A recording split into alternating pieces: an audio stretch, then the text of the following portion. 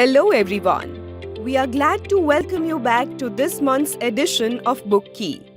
In BookKey, we bring to you top book recommendations under 5 different categories that cater to the tastes of a large audience.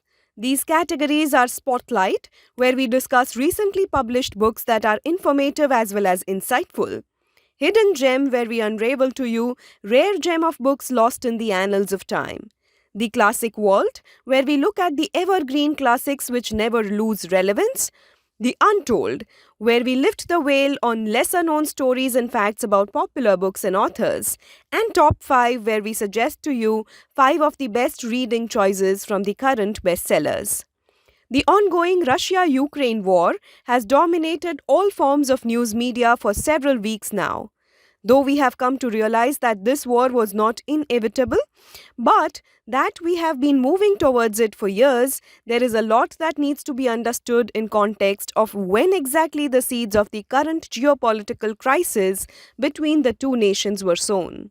And therefore, to make sense of this conflict, we must understand the history of the relationship between the two inextricably linked countries, which dates back several centuries ago. In our section Spotlight, our first recommendation, Ukraine and Russia, From Civilized Divorce to Uncivil War, by Paul Dinieri, will help unravel exactly this. Published by Cambridge University Press, it has 4.7 stars on Amazon and 4.4 on Goodreads. In this book, Dinieri explores the dynamics within Ukraine, between Ukraine and Russia, and between Russia and the West that emerged with the collapse of the Soviet Union and eventually led to war in 2014. Proceeding chronologically, this book shows how Ukraine's separation from Russia in 1991, at the time called a civilized divorce, led to what many are now calling a new Cold War.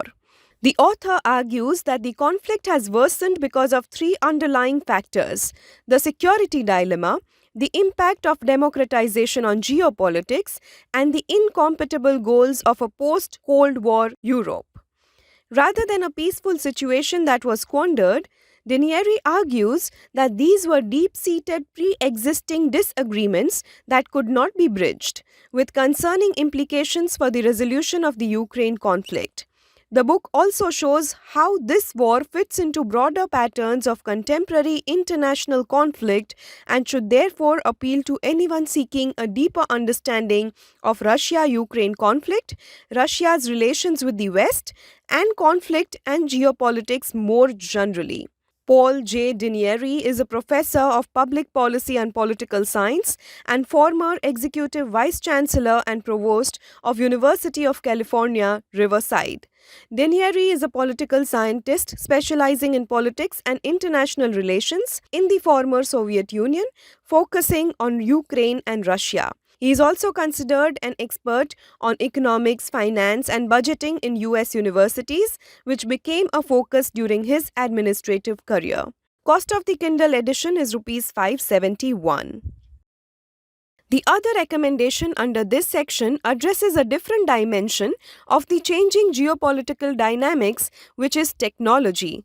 In this book called The Great Tech Game, Shaping Geopolitics and the Destiny of Nations, it is published by HarperCollins India, 4.6 stars on Amazon.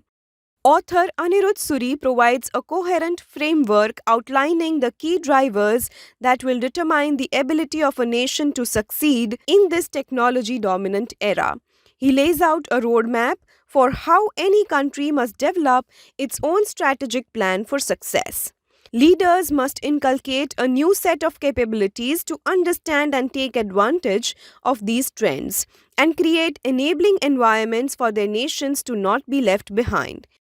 At 535 pages, the book is divided into 5 broad sections that review a wide spectrum of domains: insights from the great games in history, technology and the new economic destiny of nations, technology and its correlation with geopolitics and the new world order, setting the rules of the great tech game, and the changing face of society and humanity. These subjects are contextualized against the backdrop of a complex, dynamic, and perhaps dangerous wave of technological advances that have acquired an autonomy of their own. The book also answers the looming question whether digital colonialism is an inevitable reality or whether new frameworks will emerge to govern relationships between technology rich and technology poor nations. The trigger pulse for the book, as it were, was provided by the Galwan clash between India and China, and the author avers that as the two Asian giants locked horns in battle over the peaks of Ladakh, it was clear to me that the technology sector, of which I had been intimately part for a decade, was more than just a hot news sector. Asserting that technology is now shaping every aspect of state and society, and that despite this reality, we didn't quite grasp the scale, depth, and breadth of its impact.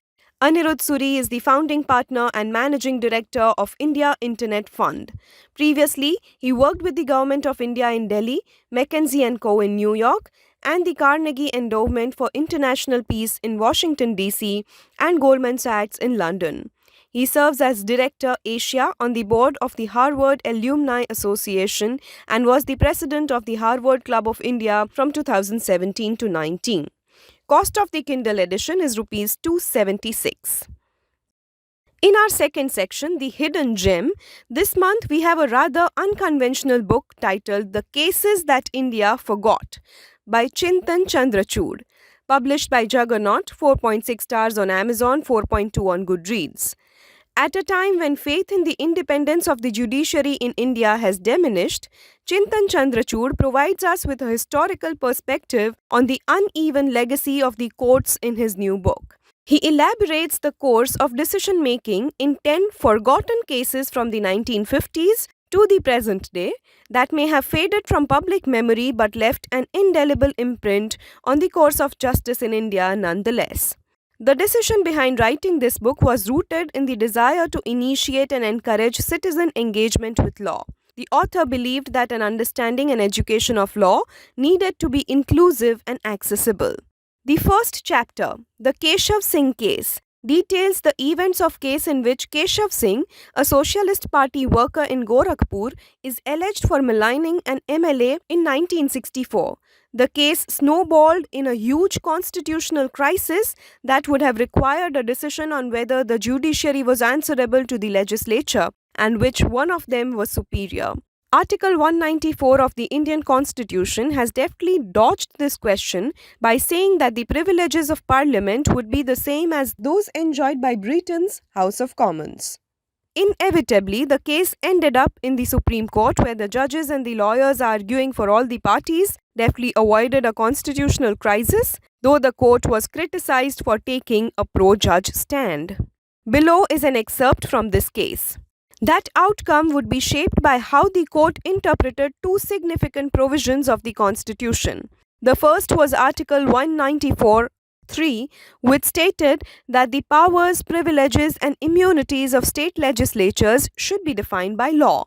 However, until they were defined by law, they would be the same as those of the House of Commons of the United Kingdom.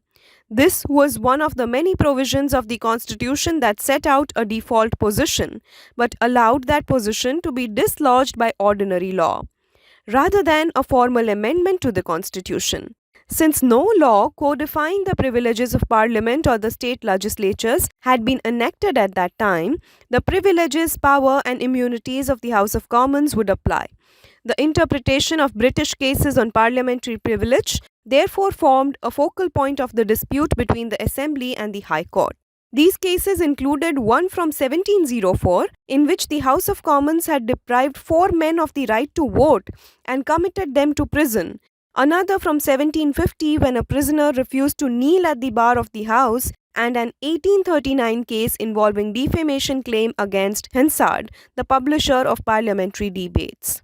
The leading textbook on parliamentary privilege in Britain, written by Erskine May, former clerk of the House of Commons, analogous to the chief executive, was cited as an authoritative text by the Supreme Court. However, the Supreme Court was confronted by an additional complication in India. It was argued on behalf of Singh that parliamentary privileges were being exercised in disregard of his right to personal liberty under Article 21 of the Constitution. It was suggested that in the event of a conflict between the right to personal liberty and parliamentary privileges, the former should prevail. The Supreme Court agreed, noting that while these two constitutional provisions should be construed harmoniously to the extent possible, Article 21 would prevail in the event of an inconsistency. This book is highly critically acclaimed in the legal fraternity. It has received praise from some of the best legal minds in the country. Written in a lively, riveting style, this book has a cast of characters that includes the who's who of the Indian legal system. It also paints an unexpected picture of the Indian judiciary. The courts are not always on the right side of history or justice, and they don't always have the last word on the matters before them. This entertaining book is an incisive look into the functioning of Indian institutions. Dr. Chintan Chandrachud is an associate in Queen Emmanuel's London office, which he joined in 2016. His practice deals with matters on complex commercial litigation, tax litigation, and international arbitration. He possesses a PhD from the University of Cambridge on the subject of judicial review in India and UK. His academic qualifications include postgraduate degrees from Oxford and Yale. He is also the author of Balanced Constitutionalism: Courts and Legislatures in India and the United Kingdom. Cost of Kindle edition is Rs 103. Moving on to our next section, the Classic Vault. This month we have a revelatory book, The Last Mughal, published by Penguin India, 4.6 stars on Amazon, 4.2 on Goodreads, by the award-winning historian and travel writer William Dalrymple, which is the first to present the Indian perspective on the fall of Delhi. History written by Britons has not been kind to Bahadur Shah II, even though he was the last of the Mughal emperors of India, a descendant of both Genghis Khan and Timur the Great, among others who are much better remembered. But through this book, Dalrymple has magnificently rescued him from near anonymity, and in doing so has greatly increased our understanding of what went on in the old Mughal capital at the time of the Great Indian Mutiny of 1857, in which hundreds of thousands of mostly Hindu soldiers turned murderously on their British officers and inexplicably made their feeble Muslim monarch the figurehead of Asia's first great anti-colonial uprising. Dalrymple excels at bringing grand historical events within contemporary understanding by documenting the way people went about their lives amid the maelstrom. His coup in researching The Last Mughal was his uncovering deep in the National Archives of India some 20,000 personal Persian and Urdu papers written by Delhi residents who survived the uprising. William Dalrymple is one of Britain's great historians and the best-selling author of the Wolfson Prize-winning White Mughals. William is also an art historian, a curator, an eminent critic, and broadcaster. In 2007, The Last Mughal won the prestigious Duff Cooper Prize for History and Biography. In November 2007, William received an honorary doctorate of letters, honoris causa, from the University of Lucknow for his outstanding contribution in literature and history, and in March 2008 won the James Todd Memorial Prize from the Maharana of Udaipur. William Dalrymple is a Fellow of the Royal Society of Literature and of the Royal Asiatic Society, and is the founder and co-director of the Jaipur Literature Festival. Cost of the Kindle edition is Rs 321. The other book under this category is an international bestseller and one of BBC's 100 novels that shaped the world. This enthralling and enlightening book, titled The 40 Rules of Love, published by Penguin, 4.6 stars on Amazon, 4.1 on Goodreads, by Elif Shafak, a French-born Turkish writer, is a delightful entanglement of two narratives, one set in the contemporary times with Ella, a housewife, as the protagonist. Hers is a story of lost love and hope, till she finds herself changed because of a book she must read as a part of her new job's obligations. The second narrative is that of the book Sweet Blasphemy, set in the 13th century, which portrays the lives and relationships of Shams of Tabriz and Rumi. As the plot unfolds, Ella finds herself mesmerized with the book and decides to take lessons from the philosophy of the 40 Rules of Love, laid down by the Shams of Tabriz. The book is simply a quest infused with Sufi mysticism and verses that takes Ella as well as us into an exotic world where faith and love are heartbreakingly explored. It is a sanctum of spiritualism in one of its finest ways. Elif Shafak is an award winning British Turkish novelist and the most widely read female author in Turkey. She writes in both Turkish and English and has published 17 books, 11 of which are novels. Her work has been translated into 50 languages. Shafak holds a PhD in political science and she has taught at various universities in Turkey, the US, and the UK. She is a member of the World Economic Forum Global Agenda Council on Creative Economy and a founding member of the European Council on Foreign Relations. An advocate for women's rights, LGBT rights, and freedom of speech, Shafak is an inspiring public speaker as well. Cost of the Kindle edition is Rs 175. In our next section, titled The Untold, this month we bring to you a brilliant essay on the nature of human revolt titled The Rebel. Published by Penguin UK, 4.7 stars on Amazon and 4.1 on Goodreads, by one of the most profoundly influential thinkers of our century, Albert Camus. A philosophical exploration of the idea of rebellion by one of the leading existentialist thinkers, The Rebel looks at artistic and political rebels throughout history, from Epicurus to the Marquis de Sade. Published in 1951, it makes a daring critique of communism, how it had gone wrong behind the Iron Curtain, and the resulting totalitarian regimes. It questions two events held sacred by the left wing, the French Revolution of 1789 and the Russian Revolution of 1917, that had resulted, he believed, in terrorism as a political instrument. The book is particularly pertinent for our times in the face of rising geopolitical tensions, state-sponsored violence and rampant terrorism. This towering intellectual document lays out that the hope for the future lies in revolt, which, unlike revolution, is a spontaneous response to injustice and a chance to achieve change without giving up collective and intellectual freedom. Albert Camus, who is widely referred to as the French philosopher, was largely a novelist and a playwright, and neither by advanced training nor profession of a philosopher. Yet, he nevertheless made important, forceful contributions to a wide range of issues in moral philosophy. Interestingly, Camus was awarded the Nobel Prize in Literature in 1957 for his important literary production, with clear-sighted earnestness, illuminates the problems of the human conscience in our times. Camus was 44 years old when he won, making him the second youngest person ever to be awarded the Nobel Prize in Literature. The powerful and controversial work in The Rebel, with its explicit condemnation of Marxism, Leninism, and its emphatic denunciation of unrestrained violence as a means of human liberation, was also responsible for Camus's falling out with Sartre, and along with his opposition to the Algerian National Liberation Front, to his being branded as reactionary in the view of many European communists. Yet his position also established him as an outspoken champion of individual freedom and as an impassioned critique of tyranny and terrorism, whether practiced by the left or by the right. The author lived a full, albeit short life.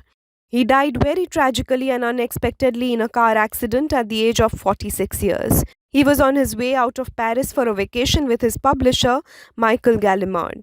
In a spur-of-the-moment decision, Camus decided to drive with Gallimard rather than take the train with his wife and children. Chillingly, an unused train ticket was found in Camus' pocket at the time of his death. The handwritten manuscript of The First Man was found in the wreckage from the accident, which later became one of the two novels by Camus to be published posthumously. Cost of the Kindle edition is rupees 251. Moving ahead to our last and final section, top 5, we bring to you our picks from the crossword and Amazon bestsellers across different categories. In non-fiction category, we have Our Moon Has Blood Clots, a memoir of a lost home in Kashmir by Rahul Pandita. 4.6 stars on Amazon, 4.2 on Goodreads, number 1 in biographies and autobiographies.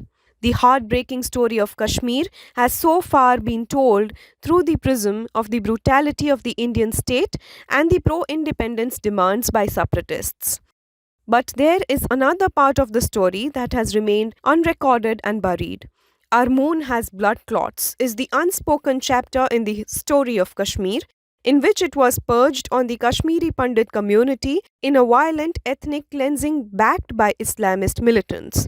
Hundreds of people were tortured and killed, and about 350,000 Kashmiri Pandits were forced to leave their homes and spend the rest of their lives in exile in their own country. Rahul Pandita, who has witnessed this atrocity firsthand as a 14-year-old boy, has written a deeply personal, powerful, and an unforgettable story of our unfortunate history and the loss of home for lakhs of our own countrymen. Published by Penguin Random House India, cost of the Kindle edition is rupees 116. The second book is The Courage to be Disliked: How to Free Yourself, Change Your Life, and Achieve Real Happiness by Ichiro Kishimi and Fumitake Koga. 4.5 stars on Amazon, 4.1 on Goodreads, number 1 in Society and Culture, number 2 in Self-Help for Happiness. The Courage to be Disliked shows you how to unlock the power within yourself to become your best and truest self, change your future, and find lasting happiness. Using the theories of Alfred Adler, one of the three giants of 19th century psychology, alongside Freud and Jung, the author explains how we are all free to determine our own future, free of the shackles of past experiences, doubts, and the expectations of others. It's a philosophy that's profoundly liberating, allowing us to develop the courage to change and to ignore the limitations that we and those around us place on ourselves. Published by Ellen and Unwin, cost of the Kindle edition is rupees 197. Next on the list in the fiction category, we recommend Unfinished, a memoir, a long-time bestseller both in India and US by the famous India actor Priyanka Chopra Jonas. A remarkable life story rooted in two different worlds, Unfinished offers insights into Priyanka Chopra's childhood in India, her formative teenage years in the United States, and her return to India, where against all odds as a newcomer to the pageant world, she won the national and international beauty competitions that launched her global acting career. Whether reflecting on her nomadic early years or the challenges she has faced as she has doggedly pursued her calling, Priyanka shares her challenges and triumphs with warmth and honesty. From her dual-continent 20-year-long career as an actor and producer to her work as a UNICEF Goodwill Ambassador, from losing her beloved father to cancer to marrying Nick Jonas, Priyanka's story will inspire a generation around the world to gather their courage, embrace their ambition, and commit to the hard work of following their dreams. 4.4 stars on Amazon, 3.7 on Goodreads, published by Viking, cost of Kindle edition rupees 164. The next book is Over My Dead Body by Jeffrey Archer. This book is an unputdownable story of murder, revenge, and betrayal from international number 1 bestseller Jeffrey Archer. Another one in the series of Warwick novels, the book narrates the thrilling journey of the Detective Chief Inspector William Warwick through a maze of twists and turns, missteps, and red herrings and clues that may be sending him in the wrong direction as he chases Captain Ralph Neville, also known as Miles Faulkner, across Europe. 4.3 stars on Amazon, 4.1 on Goodreads, published by HarperCollins. Cost of the Kindle edition rupees 223. The last recommendation in this category, we have The Four Winds by Christine Hanna. From the number 1 New York Times best-selling author of The Nightingale and The Great Alone, this is an epic novel of love and heroism and hope set against the backdrop of one of America's most defining eras, the Great Depression. The Four Winds is a rich, sweeping novel that stunningly brings to life the Great Depression and the people who lived through it, the harsh realities that divided us as a nation, and the enduring battle between the haves and the have nots. A testament of hope, resilience, and the strength of the human spirit to survive adversity, The Four Winds is an indelible portrait of America and the American dream as seen through the eyes of an indomitable woman whose courage and sacrifice will come to define a generation. 4.5 stars on Amazon, 4.3 on Goodreads, published by St. Martin's Press. Cost of the Kindle edition is Rs 179. With this, we come to a close for this month's edition of the Book Key. In our last section, in our trivia section, we had asked you, the 2020 Nobel Prize in Literature was awarded to a writer from which country?